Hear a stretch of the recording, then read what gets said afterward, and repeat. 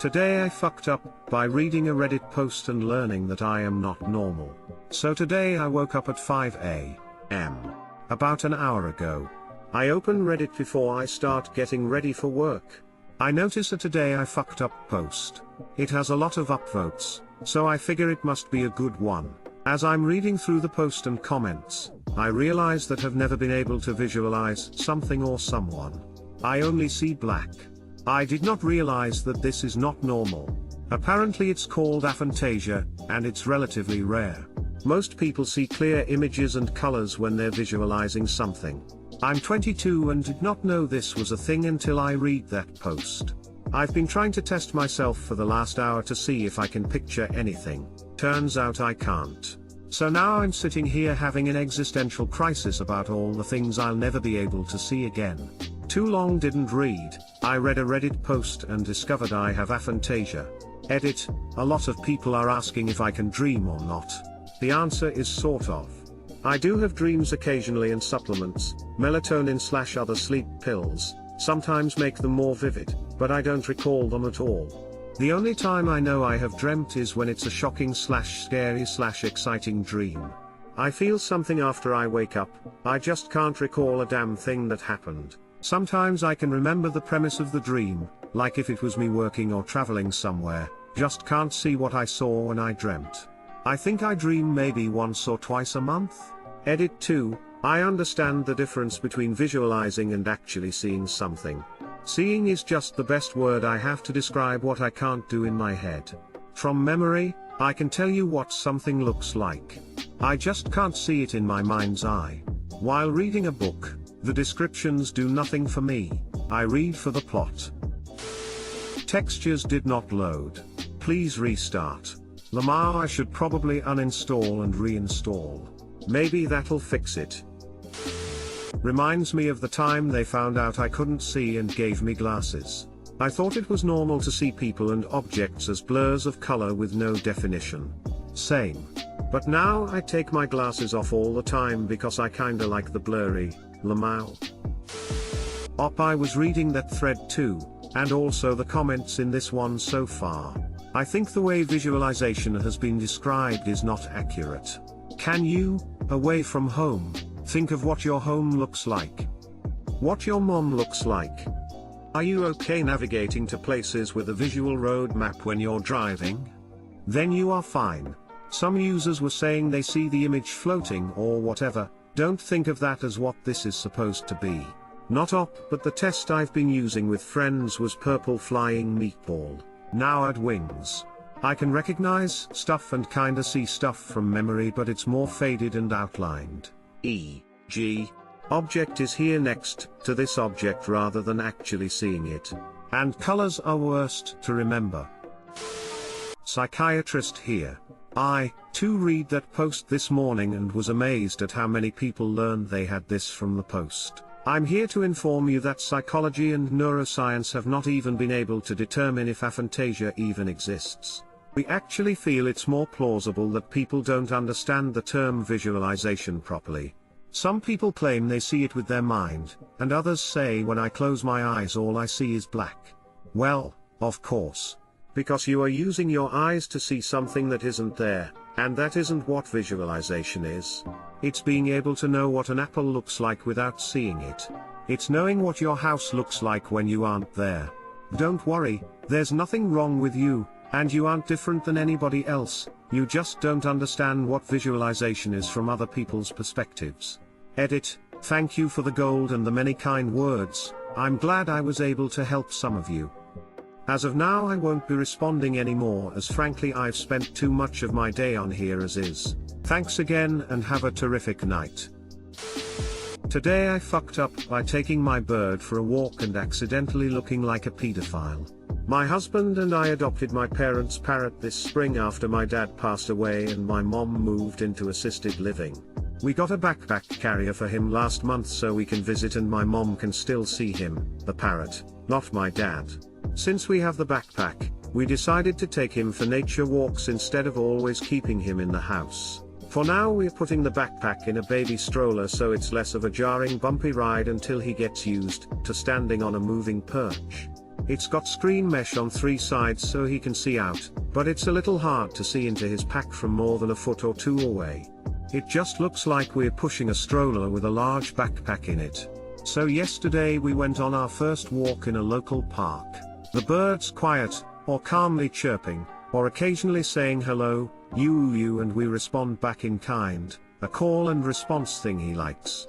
The park's mostly deserted, until the local high school track team runs by for their after-school practice run through the park. A bunch of teenage boys, shirtless. And one lags behind. As the lone boy, maybe 15 years old, runs past us, the bird calls out the loudest wolf whistle ever. And my husband and I burst out laughing, as the boy runs away from us faster. Edit because of photo requests. Bongo in his backpack. Parrot in stroller. Edit 2, a few people are asking about the backpack. The one I have is a pack-o bird from Celtii. Edit 3, I stopped by the high school front office, with the parrot in the backpack as proof, and dropped off this letter. May 7, 2019. An open letter of apology to the track coach and team at Stevenson High. Yesterday I went for a walk in the woods at Dodge Park when members of what I believe were your track team went running by me. One of the team members was lagging behind, and I inappropriately chose that moment to let out the loudest wolf whistle possible. At the time I was sitting in my backpack carrier in a stroller, being pushed by my owners. They broke out in loud laughter. The person I whistled at probably didn't see me and thought my owners whistled at me to sexually harass me, and then were laughing loudly about it because they were jerks. That's not what happened, and while they didn't need to laugh, the whole incident was entirely my fault. I was acting inappropriately, sincerely. Bongo, a poorly behaved parrot who needs to learn boundaries. Too long didn't read. Our hidden parrot sexually harassed a young shirtless boy and made my husband, and I look like pedophile bullying assholes. I thought taking my bird for a walk meant like putting a really small dog collar and a leash on him and walking him around, so you walk around with a little waddling bird. When I unpacked his luggage, I found a harness for exactly that, and I've watched YouTube of people training their birds to wear them. But the first 5 seconds of the training videos are along the lines of step 1, make sure your bird is comfortable enough with you to lie on his back in the palm of your hand. PFFFT. May as well throw in that he needs to be trained to make my bed and braid my hair before we get started. The other day I was in a park and a hummingbird zipped right in front of me and hovered. I'd never seen one in the wild before, especially up close, so I whipped out my camera phone and started following him. He mostly ignored me, zipping around to different flowers on the green. I got some great shots. After I was done, I realized half a dozen sunbathers were glaring at me, and the women were covering themselves and angrily whispering to their friends. The hummingbird was invisible from where they were.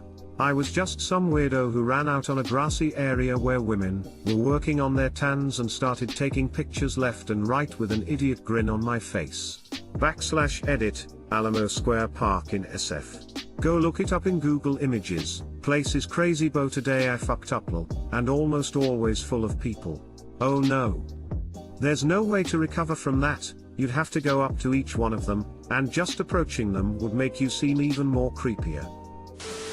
My neighbors had this cockatoo they'd let sit outside in their backyard pretty much all day every day. Their backyard backs up to a trail in the park, so people are always walking by. The problem is, when the bird decides she's done being outside, she gets the owner's attention by yelling help. Help. Help. And she sounds like a person, so people have called the cops saying a woman was being held against her will there. The first time, the cops showed up, searched the house, then met the parrot and understood. So they leave them alone now. The parrot's name is Jeffrey, BTW. They didn't find out Jeffrey was a girl until they'd had her 20 years. Jeffrey also catcalls people walking by, and nobody can see her cause the yard has brick walls, so people probably think someone is watching them from the woods. My upstairs bedroom overlooks 2 different backyards which are separated by a garage, so they cannot see each other.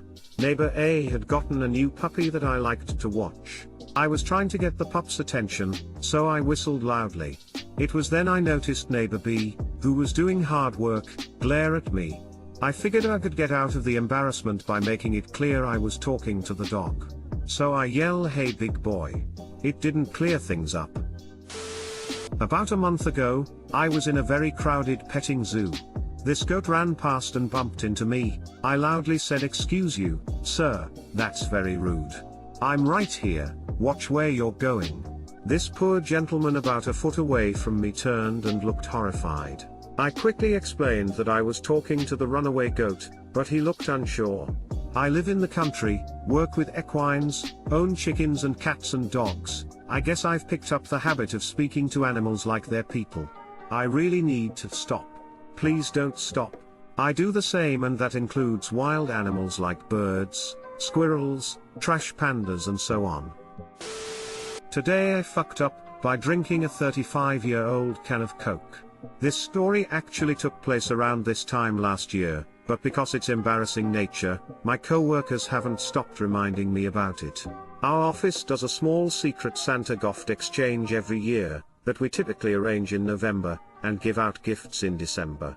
You write your name on a slip of paper, along with some gift ideas, and whoever gets your name generally gets you some kind of gift, without you knowing who got it for you. The budget for these gifts is $20. So it's not like anyone is getting something super fancy. Now, generally speaking, I'm pretty indecisive. Ask me what I want for Christmas, I'll probably say I don't know. Ask me what I want within a $20 budget. I definitely have no idea. I remember writing on the slip IDK, something cool beneath my name, expecting to maybe get a gift card or something generic. When I get to my desk on the day of gift exchange, I see a can of Coke with an image of Santa on the can, sitting beside a card. I remember thinking to myself, well, this is what I get for not being specific. May as well be appreciative of what I've been given. I open up the card, which contains an cheesy line, fitting of the sense of humor of the people in my office. If you put me in the fridge, I make a cool gift. My eyes scan down the card, and I read the next line, P.S. I'm almost twice your age. Now, this should have been my first clue. However, being the youngest person at my office, I'm 20, I took this line to be a clue as to who my secret Santa was. After all, half the fun was trying to figure out who got you the gift. Never in a million years would I have thought that line was to be taken from the perspective of the can. So, I crack open the can. As I go to take a sip, I notice the metal on the outside smells off. I'm not sure how to describe the smell, aside from how one might imagine an old garage would smell. This should have been my second clue, but instead I picture someone keeping their soda in a second fridge in their garage, something I had known many of my friends' fathers to do. Of course, these were sodas we weren't allowed to drink, so I rationalized to myself that this particular can perhaps sat in a fridge in someone's garage long enough to soak up some of the, garage smell. After a moment of hesitance, I remember once more that I should be appreciative of the gift, and take a sip. Now, it feels important to note here, that I don't really drink Coke. If anything, I drink Pepsi, but I'm not really the biggest fan of dark sodas. I'm generally a Sprite or even Mountain Dew kind of guy. The first sip, as far as I'm concerned, didn't really set off any alarm bells. Maybe I was just in denial, but it wasn't until a few sips in that I truly became aware the soda was off. I think to myself that it's the odd garage smell of the can that's got the soda tasting strange, as smell is a big part of taste, right? So, deciding I don't want to offend whoever it was that gave me the gift, I chug down the rest of the can as quickly as possible. Now, it isn't until about an hour later that one of my supervisors approaches me, presumably for something unrelated, and looks in absolute horror at the can on my desk. I'm confused of course, until they explain that they collect Coke memorabilia, including some of the older unopened cans with specific designs. They point out the PS on the card that was, apparently meant to indicate the age of the can and not the age of the person. I try to laugh it off, but the judgment in the eyes of my supervisor is clear. After Googling around, I managed to find the exact Santa can. If I recall correctly, it had been about 35 years old, give or take a year. The bright side is, surprisingly, the soda didn't make me sick at all. The downside is, Even a year after the fact, I have yet to live this down. Everyone in the office knows I drank this ancient soda, and even our new hires are quickly filled in. I wouldn't say it's what I'm known for at the office, but it's definitely still present in the minds of my co-workers. Too long didn't read, someone gave me a collectible can of Coke for Secret Santa, and not wanting to be impolite at the odd gift of a soda, I drank it. Cracking open an old one with the boys. Edit, my first gold, thanks. Hey, good news. You're the ancient Coke drinking guy, so you will never be fired. You will kept as a symbol to keep morale up. Edit, thanks, anonymous redditor. Now I'm the got silver once guy, time to make some business cards. Yikes. Reminds me of my mom who deleted a $50 email gift card from her boss one year because she thought it was spam. He didn't ask her about until after the holidays, and by then the email trash had wiped itself.